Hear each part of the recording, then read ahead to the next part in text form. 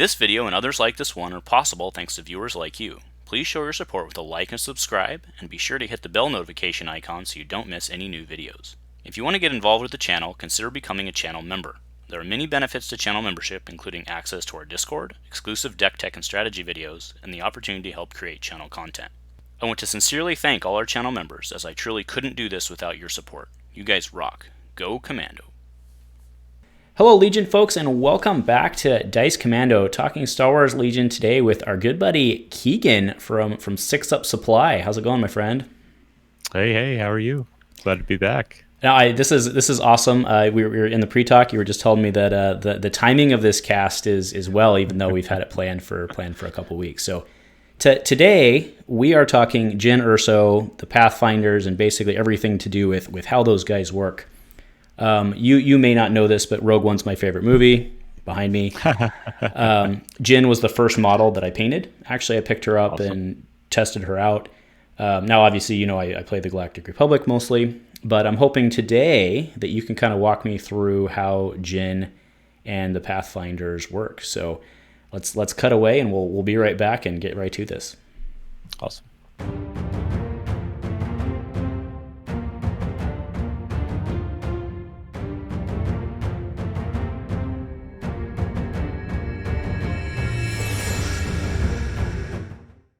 Well, hey folks, welcome back, and Keegan, welcome back. Thanks for joining me again. How's it going?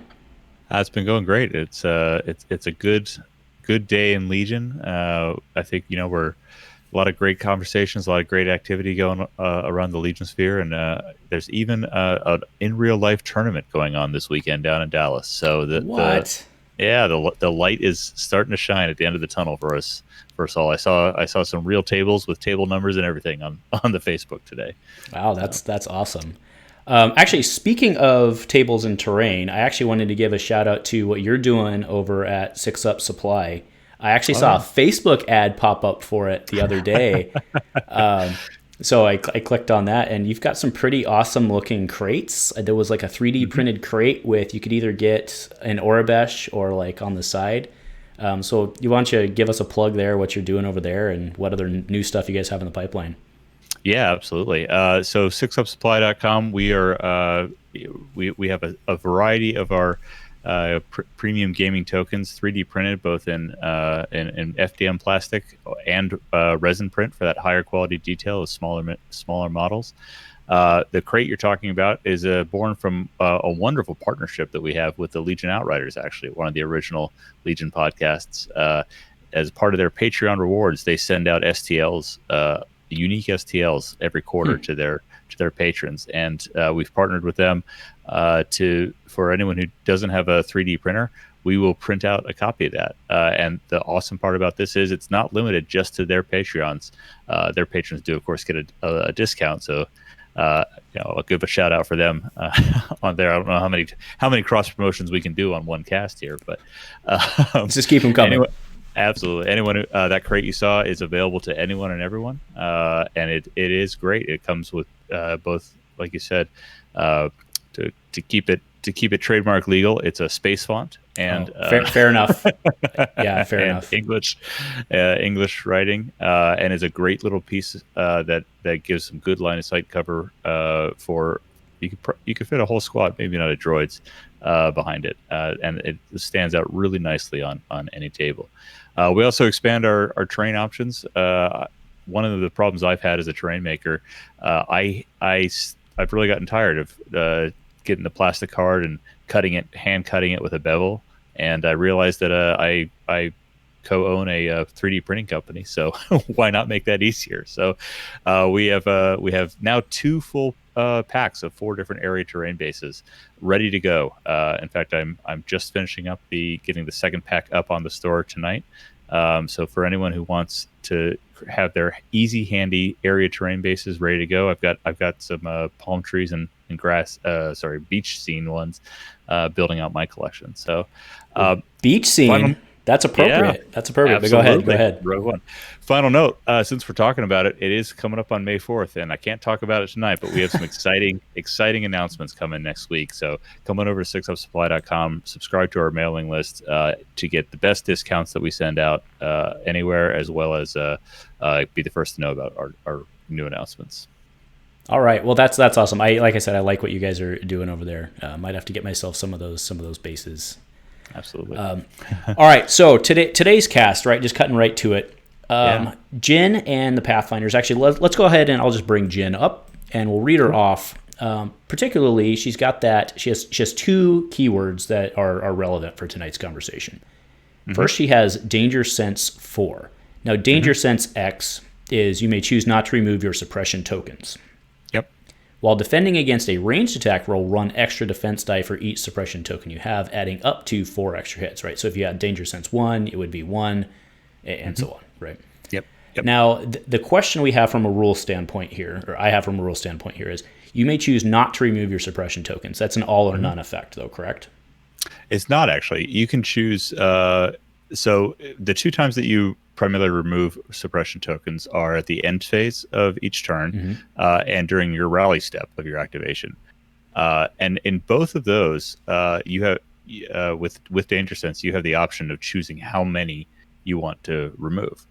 So I've often been riding that line of suppressed or panic to leverage Danger Sense and take just a couple off so I can keep Danger Sense 2 active, but still have 2 actions for her. So that's the key example there. Okay, well that's relevant. So I just learned something, which hopefully I learn a lot tonight. The next is Infiltrate, which is so Infiltrate you may deploy anywhere beyond range 3 of all enemy units. Yep. So could be useful depending on the battlefield you're playing on. Could be useful. Could effectively be a move 1. Right, depending on how it works, right? Absolutely. And oftentimes the most effective Infiltrate is to treat it just like a little bit extra scout move, not getting yourself too far out there. Infiltrate's been around for it's probably been I think a couple of years now since Jyn was released. It came out as a part of her and the Pathfinders announcement back. That must have been early 2019, I think, at this point, which scares me how long I've been playing her. And immediately the thought goes, "Oh, this is awesome! I can start in the enemy deployment zone. Auto starting up a couple points for a breakthrough objective, or maybe get some sneaky shots in." But folks quickly realize that starting in the enemy deployment zone means that they're just as close to you as you are to them. Infiltrate is one of those keywords. It's very. It takes a lot of practice to figure out how it works, and it takes a lot of rapid analysis of a board because it has to happen during both the turn 0 stage where you're establishing the battle cards, as well as the deployment where you're going back and forth and you're making relatively quick decisions if you want to have time for a game, especially in a tournament setting. Cutting to the chase, the best way that I've found to use the Infiltrate. And make it so that it is not the trap that it is so popularly conceived to be, is to first look for potential deployment mistakes that my opponent has made to punish them. If they end up hanging a single unit, especially a weaker unit, out in an exposed position, and I can safely infiltrate where I'm only really targeted or targetable by that one unit, say it's a strike team or something, then I might be able to get myself up an activation count. More likely, though, at the competitive levels, folks kind of know to watch for that at this point. Infiltrate's been around long enough that they know that just by having Infiltrate in the mix, they're going to deploy a little bit tighter, a little bit smarter to not hang those out. I like to use it to set up mid and late game threatens on normally safe objective plays.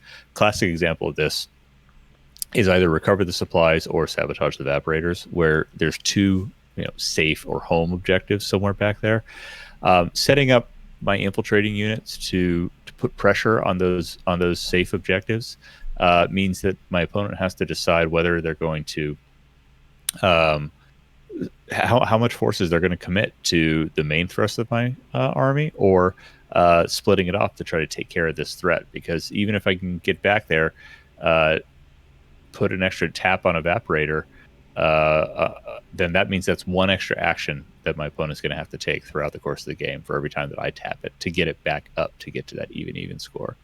And then the third and final way, if there's no good options there, like you said, just make it a Scout 2, a Scout 3 move. Mm-hmm. Get Jyn or the Pathfinders or Cassian and K-2 in a nice, safe line of sight blocking position where their support abilities can really set up for success. Jyn's Courage 3 bubble is one of her strongest aspects in my mind, and so putting that Courage 3 bubble in the center of the board for your all of your units to be able to move into and through, and just having it ready there is a powerful opening if there's no other punishing ways options to you. Okay, so you mentioned you actually, that's a good lead in. I think you mentioned Cassian and K2. Mm-hmm. So they can infiltrate, right? The pair of them can infiltrate. Well, individually they can, I guess, right? Because they're individual units. But so Cassian basically is a sniper. So how do you deploy? Because I would think you would infiltrate differently with him than you would with Jyn, right? Probably, yeah. I mentioned Jyn's Courage 3 bubble. A lot of her command cards are a lot of her strength as well. So she's bringing something different from Cassian. Cassian and K2 were released a little over a year after Jyn and the Pathfinders, and once they came out, between their on the table abilities as well as the command card abilities, they really rounded out the strength and filled in some of the gaps that Jyn and the Pathfinders had. And I think the set really makes a compelling focus of an army. So Cassian, you mentioned, can deploy as a sniper. He can deploy also as not a sniper, because his weapon armament card is configurable, which means that you can deploy it in sniper mode, which is a range infinite gun. You could shoot entirely across the board. He doesn't have sharpshooter, but with his marksman ability, you're going to probably be able to get a crit every single time, and it's got native pierce, which means worst case scenario, you can park Cassian in a safe place with good visibility on the board and probably take 6 models off the board over the course of the game with just an aim shoot. If that's at his price point, if that's all he's doing, that's not terrible. If you're fighting against higher cost minis, if you're fighting a droid army, you're not doing much if you're taking 6 B1s off the table over the course of the board. But that's part of the math. He can also deploy in his pistol configuration, and that's going to bring the 3 dice, solid dice in there with the marksman, and get him into the mix. He's not terribly sturdy, and so you need to be careful with him close in. But where objective play, where he's going to be more of an objective player, that can come in handy. A big thing to consider, you mentioned Cassian and K2 are 2 different units, and that's absolutely true. However, because K2 has the detachment keyword, you don't have the same flexibility for infiltrating as you do with other units. K2 has to be deployed within a speed 1 move of Cassian. So if you deploy Cassian all the way across the board from the fight to be a sniper the whole time, and you've brought K2, that means K2 is going to spend a number of turns just double moving and trying to walk his way into the battle. Additionally, they have the teamwork keyword, which is a huge strength for them, and trying to solve for keeping within range 2 of each other, or deciding when to leave range 2 if you want Cassian to stay out of the fight while K2 gets in there, is a complexity around that. I'll pause there because there's a lot of new information we just dumped on the audience. That's. I mean, I guess so. When I look at it, I've been looking at K2 as basically sitting back because he has calculate odds, so he can kind of just sit and feed Cassian the tokens he needs. Absolutely. Yep. So I don't know that that's a negative to have them apart, but I mean, Cassian can throw those, or excuse me, K2 can throw those 4 red dice in melee, and that's not irrelevant, right? So. No, the 4 red dice, and he does search to crit, is quite strong in melee. Since we're talking about Jyn and Pathfinders as well, the pistol that came with K2, which is Jyn's pistol, it's 5 points cheaper if Jyn is in the list as well, which is a nice little bonus. And it is quite a powerful, with the surging crits and with aims, quite a powerful potential weapon. It has suppressive on it, but more importantly, it has pierce on it. So even being 5 white dice, surging to crit, you get a few aims on there. It's roughly a similar feel to the Imperial unit Bosk's long range attack, because he's a lot of white die and surging to crit. K2 has definitely been a game changer for me in the end game phase, because while you're not necessarily counting on five crits with a pierce off of that dice pool, being able to potentially probably get at least one through is pretty strong, and that can start clean up some weakened units. I've definitely won a game at the very last activation because I got him just in range 2 with that pistol and shot a single model off of an objective. And so that's another play for him. Calculated odds is super powerful. I do think it leaves him a little underutilized if all he's doing is staying back across the board, calculating odds, probably on himself too, because remember, as a droid trooper, he's not affected by suppression until he panics. So calculate odds on himself, teamwork, the aim and the dodge over to Cassian is my most effective use of that. So let's talk danger sense on Cassian now, because he has danger sense 3, but Cassian only has courage 2. That's right. So that's a big difference from Jyn's courage 3. So how has that played out in reality with your experience? Yeah, great question. So you rightly spotted that danger sense, courage 2 versus courage 3 is a much bigger difference than just the one that, or it feels much bigger than just the one. Yeah, I mean, at the basic level, you double it, right? So yeah, for panicking, and then it's a lot. It feels a lot easier to end up being suppressed and losing that second action with just courage 2 versus courage 3. And Cassian, because he doesn't have native sharpshooter, it's important for him to have those 2 actions, especially in a sniper mode or really in anything, because he wants to aim. He has tactical, which means he can move. He gets an aim just by moving. So he wants to be doing 2 actions before he shoots. The moving, of course, is only relevant for his pistol because his sniper rifle is I believe cumbersome is the keyword. But you asked about danger sense. Danger sense in general, I have learned to treat that very much as a nice to have. It's a bonus when it does something good, and it is very dangerous to count on it to actually be effective and need it in any situation. So I don't go out of my way to charge up, and certainly not fully charge danger sense on a courage 2 unit without dauntless. The Pathfinders have the dauntless keyword. Yeah, so let's move right in there. Perfect. Yeah. Absolutely. Yeah. Dauntless keyword is if they're suppressed but not panicked. So in the case of the Pathfinder with courage 2, if they have 2 or 3 suppression, but not 4, and not under, say they're outside of a Jyn's bubble, then they can choose to take an additional suppression after the rally step to do a move action. Key points around this: dauntless requires you. It means that if you're going to do this, your move has to be your first action. So you can't shoot and then run away if you're suppressed. But you can move and shoot. So it's handy for the Pathfinders if you're trying to run away and they can move and still stay in range to shoot, but it gets them out of a bad situation. It's handy if they've grabbed an objective like a box and they're suppressed, but you want 2 extra moves. It feels super thematic. It's definitely the Rogue One. These guys are just under heavy fire. They're taking severe losses, but they're just getting the job done. And running first to do it. So that's where dauntless is a powerful one. Jyn and Cassian, however, don't have dauntless, so it has to be, you have to watch out for that with the danger sense. Mm-hmm.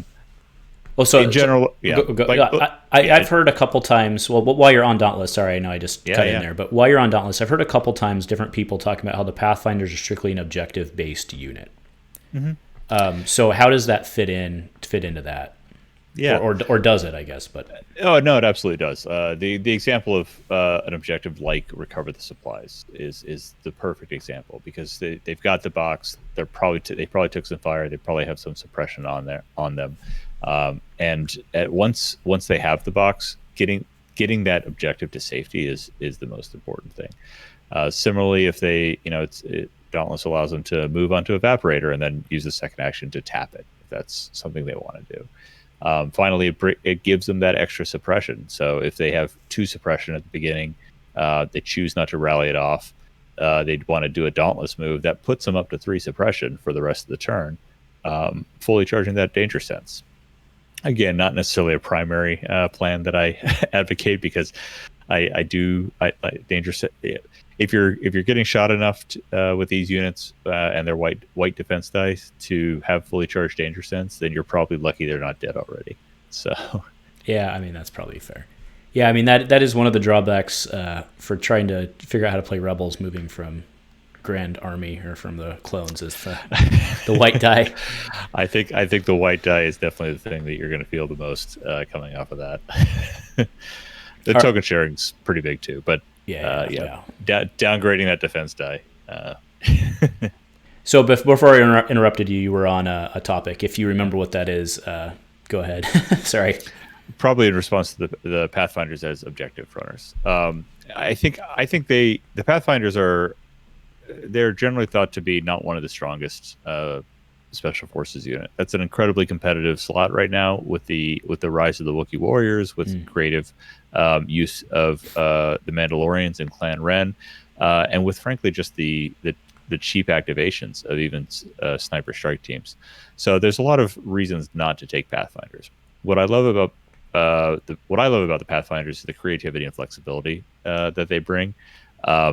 They are not going to be a gunline unit. They're not going to be in there and making steady big swings reliably and being able to hold their ground. What they can do is they can threaten and they can make the opponent think and have to consider and have to address them. But they do have to be played smartly and within cover and out of line of sight until they're needed to jump out. For this reason, I like to actually stack them up really heavily with upgrades. So I run my Pathfinders pretty much fully loaded. I run Biston. I personally like Biston, even though he's tap for the extra dice and the impact and ion. POW is a strong option. It's going to be an additional red and white die at range 4 every time without needing to recover the card. But that dice, the one guarantee, semi-guaranteed off of the red, just doesn't really do enough for me. I prefer Biston. But behind Biston, especially since I'm going to be I have incentive to recover at this point to get Biston back. I put offensive push, HQ uplink, and ascension cables, all 3 tappable cards. But that means that with 1 recover action, you can get up to 4 cards back, really maximizing that value.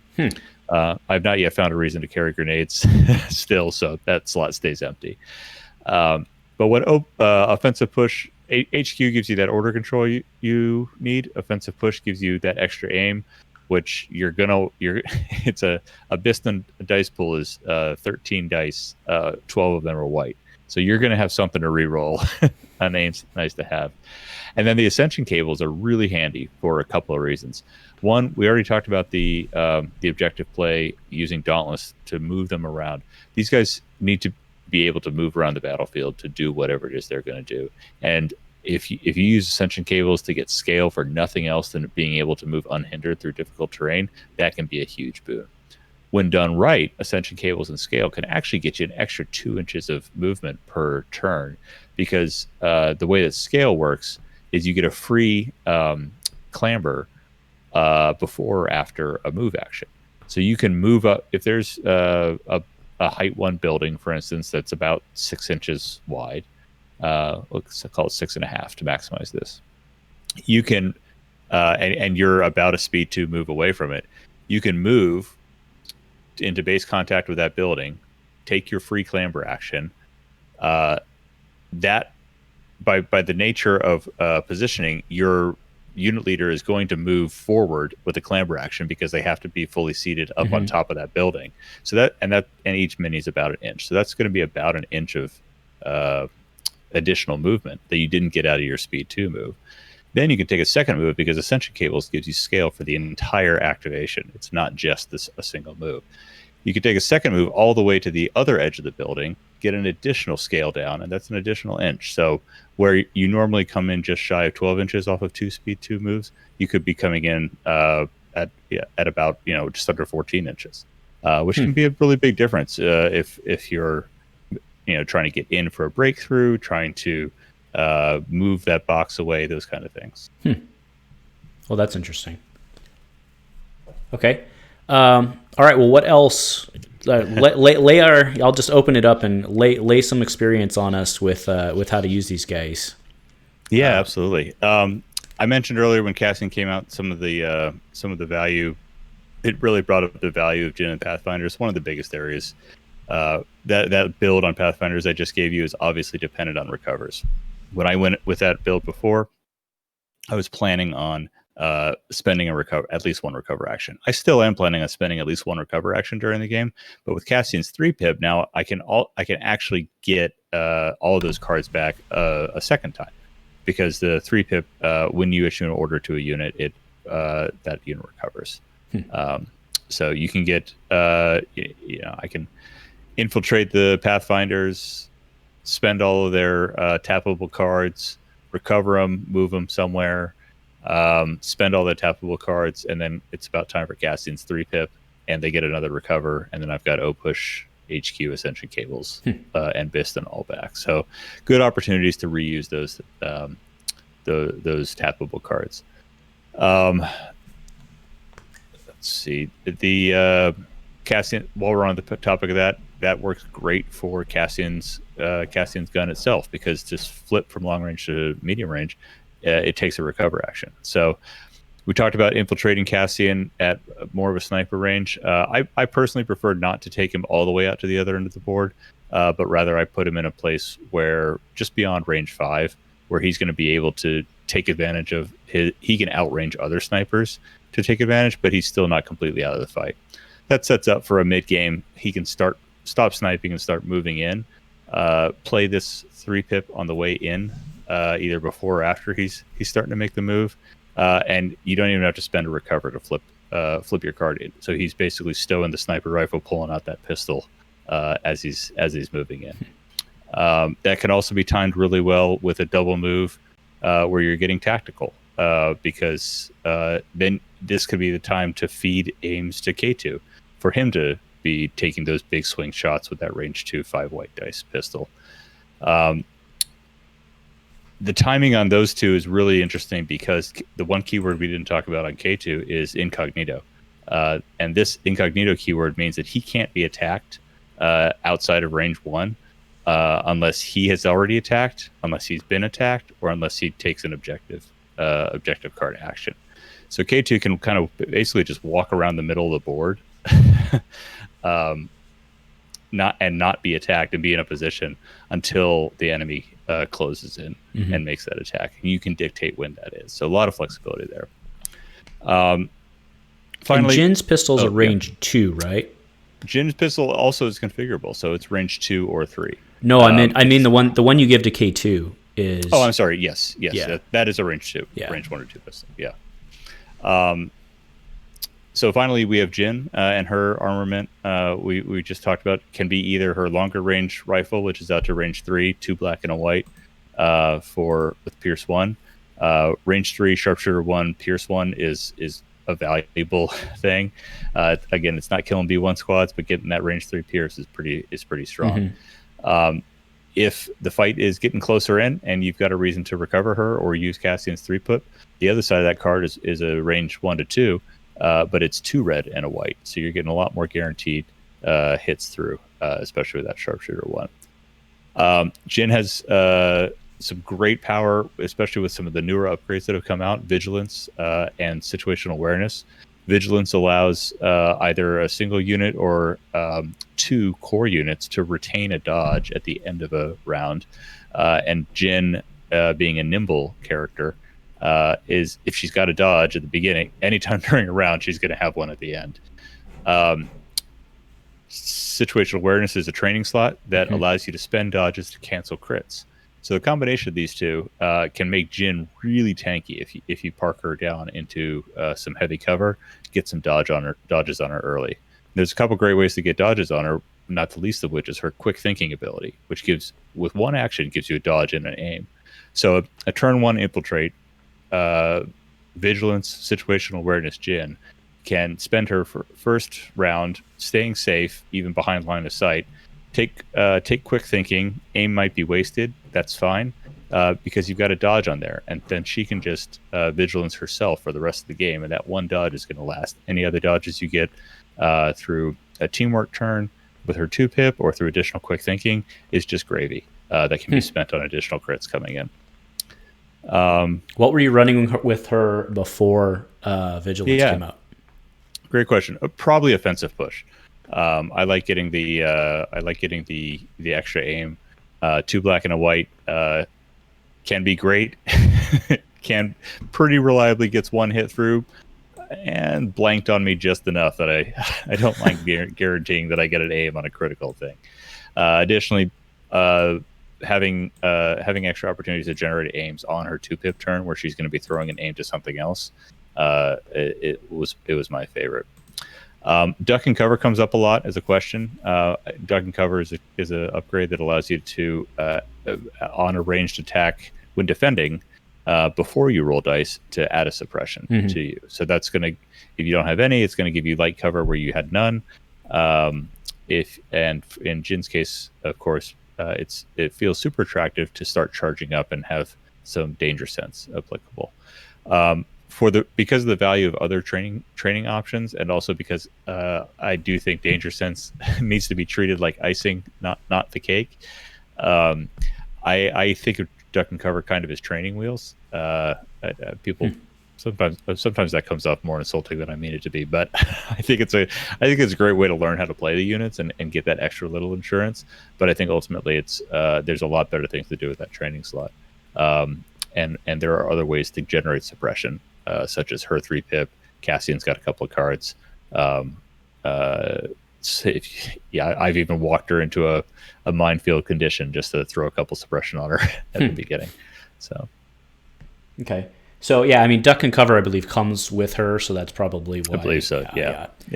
Okay, so one real quick thing on Cassian. So I like targeting scopes on Cassian. I like targeting scopes on anybody that has tactical. What do you think about that?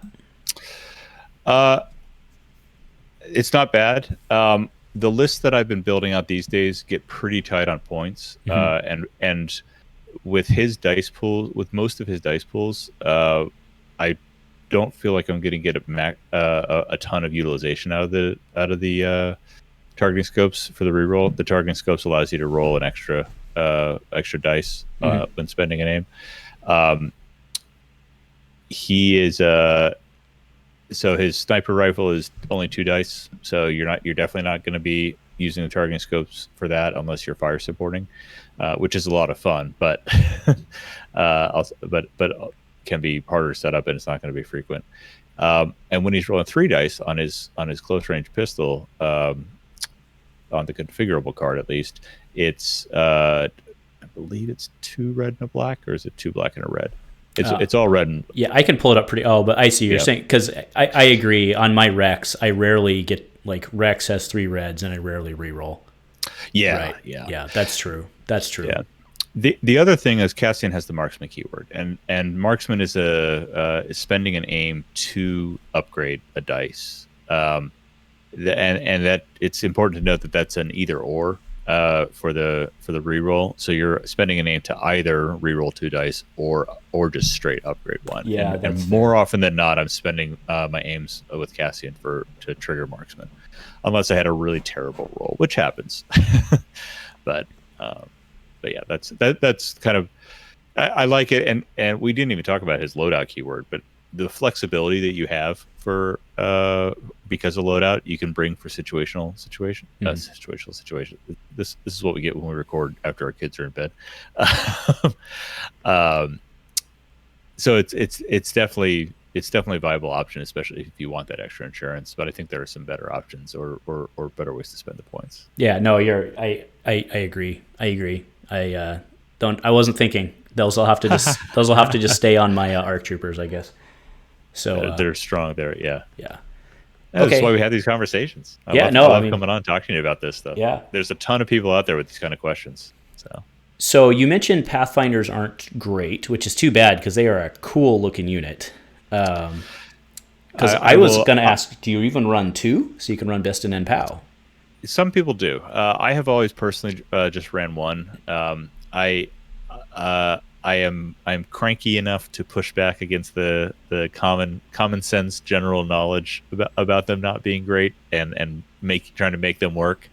But I do build lists that I'm not finding a reason to bring 2 sets of Pathfinders. When I run Pathfinders, I like to run that 1 unit as skirmishers. I do need to remember to keep them close enough in to benefit from Jyn's courage bubble and be able to receive Jyn and or Cassian's command cards at some point. So again, not a unit I want to infiltrate all the way on the other side of the board. But I also don't necessarily. I can have the one of them to be the harassers. That point is entirely personal preference, though. I've seen some really fun double Pathfinders. I've even seen an attempt at triple Pathfinders with obviously the third one without a heavy that people have had fun with. Yeah, well, I mean, let's note. I mean, again, this is people watching this many of them are new. The A300 gun has been points errata. The A300 is free, which is really good. Yeah, that was a great move. They followed the same example. I think it won errata.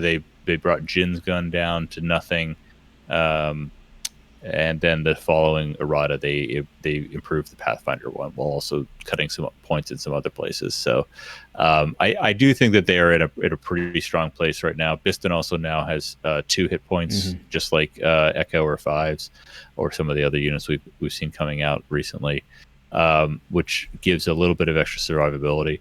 I continue to forget that in my games. Fortunately, I've been playing against opponents who are nice enough to remind me. So the gun is obviously auto include for them. When I infiltrate, it's entirely situational. Whether I'm setting them up, if I'm setting them up to be a little more aggressive, I'll start them in the close range gun. The close range gun is a single red die per each of them. If I know that I'm going to be a little bit more longer range harassing, I'll put them in the long range gun just to have that option. Which is what, black and a white, right? I believe. Unfortunately, not. It should. Oh, is it just a white? It's just the white, yeah. So at range 4 with just the configurable gun and Biston, you're shooting 8 white and a black die.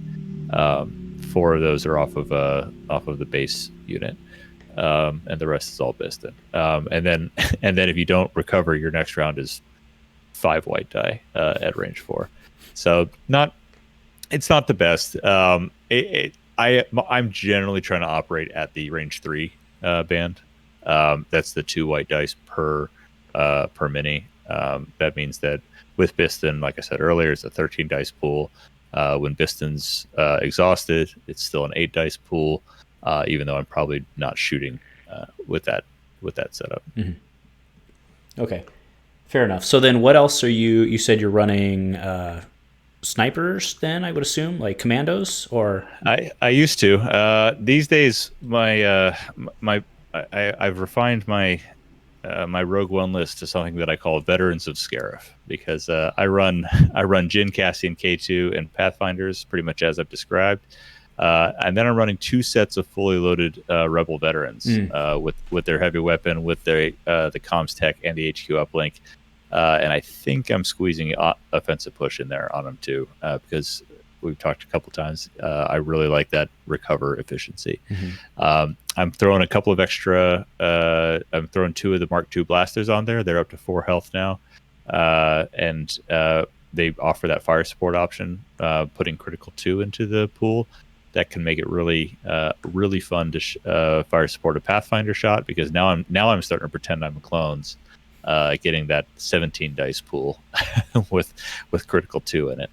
That can be well, it can really feed gambling addictions with that pool, because it's gonna disappoint you time and again, but then you're gonna get that sweet shot that you remember for the rest of your career and always try to chase again. Yeah, fair enough. Now let's not go too far down the fire support, because Keegan and we're going to shoot another cast right after this about fire support. That's right. So That's right. Let's not trail off there. But so yeah, I've got the veterans as the core troopers, and then I used to run snipers in there to round it out with points adjustments and playing some things around. I've actually crammed a little bit of air support in there. So I right now I have an air speeder with its sweet new upgrades to be surging to crit. It just got real good. It's free. It's free tow cable gun. And coming soon, as soon as this AA5 speeder truck that we talked about last time I was on drops, cram that hotshot pilot in there to get sharpshooter 1 onto that bad boy, and make for some real fun things. Now that does come in at only 9 activations, which can be a little bit sporty, but it's a lot of fun for all of these iconic units. The speeder truck, does that mean the Wookiees are going to find their way onto Scarif at some point? I do. So I've been modifying the Veterans of Scarif list over a few tournaments and over a year now apparently. And so I think the airspeeder list was Veterans of Scarif 3.3, and then I realized that the airspeeder can be points wise pretty much replaced by 2 naked Wookiee squads. So I do have a Veterans of Scarif 3.4 version. 3.4. Look at that. Yes, dad jokes. Dad jokes can't get away from them. But yeah, I love the Wookiees. Getting them in there.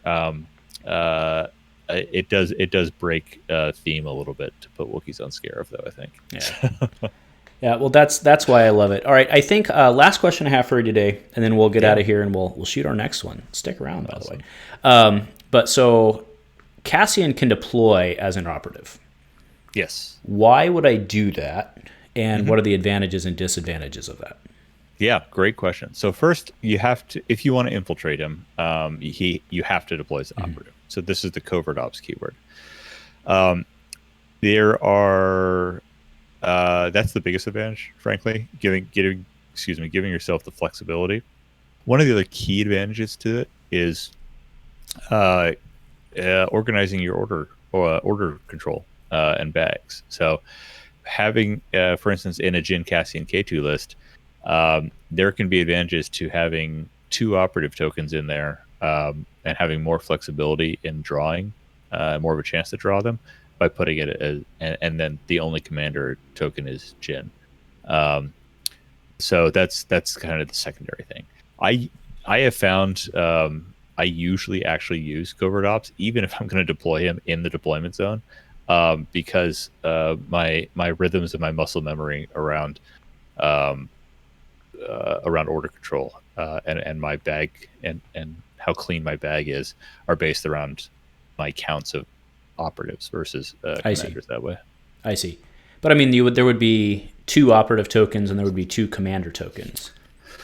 Yep. So Jyn, Cassian, K2, so if you deploy him as an operative, you take the commander token. Yeah, I know. But I'm saying on the flip side, if you weren't going to do that, there would be, so it's a 2 and a 2 either way. So that's not purely why you're doing it. You're mainly just doing it for the infiltrate then. Doing it for the infiltrate, but where the having 2 operative tokens comes in handy is if the timing of activating K2 before Cassian or Cassian before K2 is important to me, and I can't get orders on one or both of them, then having 2 operative tokens in there means that whenever I draw an operative token, I can activate the one that I want to. Oh, I see. So it's particular to those people, not just the chance of. Okay, no, that makes sense. Sense. Yeah. Okay. Yeah, that makes sense. Okay. Well, fair enough. Okay, so I mean, I think I have a better understanding. I mean, I think the only way to understand danger sense is to get a whole bunch of reps. I think that's a big piece to it. My advice to anyone is if you're anything like me, remember not to count on it too much. It's a very attractive feeling keyword that is a lot better in the long run if you are surprised by it being effective rather than needing it and it doesn't come through for you. Okay. Well, great. Well, thanks again for popping by. Absolutely. We have great conversations. Why don't you go ahead and, so we talked about SixUp Supply at the beginning, but why don't you go ahead and plug some of your other projects here real quick, or let people know what you're doing so they can, and how they can find you. Yeah, absolutely. I'm one of the co-hosts of the Legion99 podcast, which can be found on wherever you find podcasts. I think we're pretty widespread at this point. And then I also host the mini cast that we do on that feed called Turn Zero Lists, where I spend about 15 minutes with someone either from our team or a guest from the community, and we break down a list that they're running, understand the choices they made going into it, the trade-offs they decided, the command cards, and then we have a fun lightning round. And that leads up to our Turn Zero YouTube show. Right now we're releasing about once a month, and that's dedicated to really helping the general Legion public improve their Turn Zero, their battle card selection. And coming soon, we're going to start implementing deployment simulations to help understand that key piece of it. I finally figured out how to do that without making us go into Tabletop Simulator every time. So I've been watching that channel for sure. So great. It's good stuff. I'm glad you've been watching because coming soon, Dice Commando is going to be our next guest. So in the next month or so, I can't wait for your audience to hear your voice on Turn Zero List and see you on our show. Yeah, I better learn how to play Legion real quick here. I think we're making it a special episode. We will have at least 3 people who are Destiny to Legion converts. That's right. So you had mentioned that you guys just got done with one. So I know there's some Destiny people probably watching this. Bobby Sapphire, maybe a familiar name, was just on a Turn Zero cast. Yeah, other way around actually. Bobby's been doing some Legion stuff on the Hyperloop, so I hopped over there on that. But since you mentioned it, we are cramming both Dice Commando and Bobby Sapphire together in a single Turn Zero coming up Hyperloop's Dice Commando crossover for the first time ever. I'm not going to lie. I have a secret hope that there's some unspoken deep rivalry, whether maybe it's an East Coast West Coast thing in the world of Star Wars miniatures games. No, I don't think so. I mean, there's always rivalries everywhere, but I've got a lot of respect for Mike and what he's done. He's a really smart dude, and he's also a teacher, and you can't hate on teachers. So absolutely, yeah, he shared the same for you. I'm really looking forward to that cast. And then one of our regular hosts, Josh out of Texas, is also a former Destiny player. So he was like, I'm definitely not stepping aside for this one. I want to be in on this conversation. So, awesome. Well, sounds good. Yeah, we're looking forward to that. So, all right, folks. Well, again, let's thank this man for coming by and trying to teach me how to run my future Rebel list. I'm actually right now. I'm putting up pictures of my painted models to prove I'm ready to go. Awesome. I have Pathfinders on my Christmas list, so that'll happen at some point. And very cool. We're going to make this happen. So anyway, thank you, sir, very much for this. Everyone stick around. Well, we're going to stick around, and then about a week after, look for our next cast where we are talking about fire support and how the hell that works. So, absolutely. All right. Thank you, everyone, very much for popping in. I just want to remind everybody that, if you like what we're doing here for Star Wars Legion, if you're interested in learning more, I've got a whole bunch of intro series type stuff up there for really just the brand new type person. Go check that out. If you're interested in sticking around for stuff like that, go ahead and like, subscribe, give us those smashes. And, if nothing else, folks, thanks for joining us, and go Commando.